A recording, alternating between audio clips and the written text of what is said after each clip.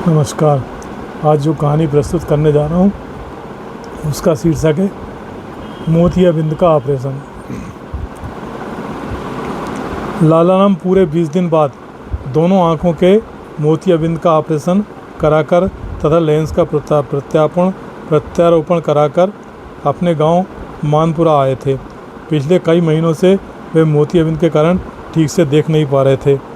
अब उनकी आंखें पूरी तरह ठीक हो गई थी, इसलिए बड़े खुश नज़र आ रहे थे। 75 वर्षीय लालाराम अपने घर में अकेले ही रहते थे। उनकी पत्नी धापूबाई का 5 वर्ष पहले निधन हो गया था। तब से वे अकेले ही रह रहे थे, जबकि उनका भरा पूरा परिवार था।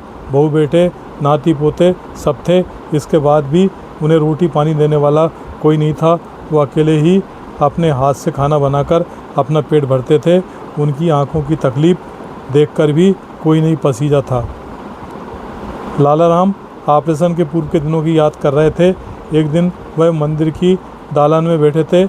वहाँ बैंक के वसूली अधिकारी शर्मा जी आए हुए थे। उनकी बातों के दौरान मोतियाबिंद की बीमारी का जिक्र हुआ था। उन्होंने ही भोपाल के एक चैरिटी नेत्र अस्पताल का पता कागज़ की पर्ची पर लिख कर दिया था, जिसे लेकर वे अस्पताल पहुँचे थे।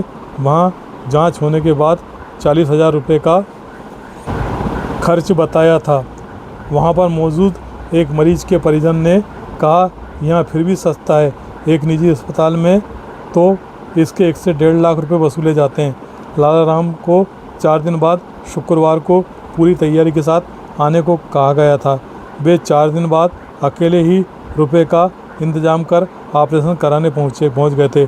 परिचारकों ने कहा, दादा आपके साथ कोई नहीं आया? वे बोले, कौन आता? ये बात शहर के बड़े दानदाता, समाज सेवी तथा व्यवसायी आहूजा जी सुन रहे थे। वह लालाराम के पास आए और बोले, चिंता की कोई बात नहीं दादाजी, आप मेरे साथ रहें, भोजन करें और हमें सेवा का मौका दें।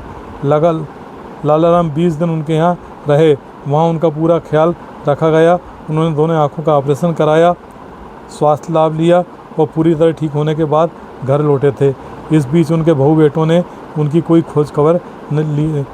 खबर ली थी, ना ही कोई खबर ली थी, ना ही उन्हें कोई देखने आया था। उन्हें किसी से कोई शिकायत नहीं थी। वे इसके आदी हो गए थे। लालाराम ने कुछ घंटे काम करके घर की साफ़ सफाई की, भोजन बनाकर खाया था और बिस्तर पर लेटे हुए सारी बातें याद कर रहे थे। जब उनकी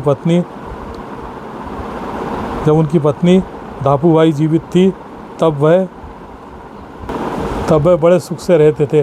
लालाराम के पास गांव से सटी 1 एकड़ ज़मीन थी। वहीं पर वे अपने छोटे से घर में रहते थे। 2 बकरियां थीं, जिन्हें वे अपने बचपन के मित्र कन्हैया के हवाले करके गए थे। लालाराम अपनी थोड़ी सी ज़मीन पर फल सब्जी, गेहूँ, चावल, चना उत्पन्न कर लेते थे। बकरी का दूध भी बेचते थे, जिससे कुछ आमदनी हो जाती थी। पत्नी भी खेतों में मजदूरी करने जाती थी। यह 1 एकड़ ज़मीन उन्होंने अपनी उम्र भर की जमा पूंजी खत्म कर खरीदी थी, जो उन्होंने अपने बेटों में नहीं बांटी थी। इसकी पैदावार वे खुद लेते थे। उनके दोनों बेटों की नाराज़गी का यही कारण था। लालाराम के दोनों बेटे निकम्मे और आलसी थे। दिन भर गांव में ताश खेलते रहते थे, काम पर नहीं जाते थे। उनकी पत्नियां ही खेतों में मजदूरी कर पति और बच्चों को पाल रही थी। लालाराम अपने खेत में उत्पन्न साग सब्जी, फल फूल उनके घरों में भिजवाते थे। कभी कुछ पैसों की मदद करते रहते थे। फिर भी उनकी शिकायतों का कोई अंत नज़र नहीं आता था। उन्हें अच्छी तरह मालूम था कि उनके मरने के बाद सब कुछ बदलने वाला था, पर अभी तो उन्होंने अपने आप को अच्छे से संभाल रखा था। ये सोचते सोचते ही लालाराम को चैन की नींद आ गई थी। उनके धूमिल सपने फिर रंगीन जो हो गए थे।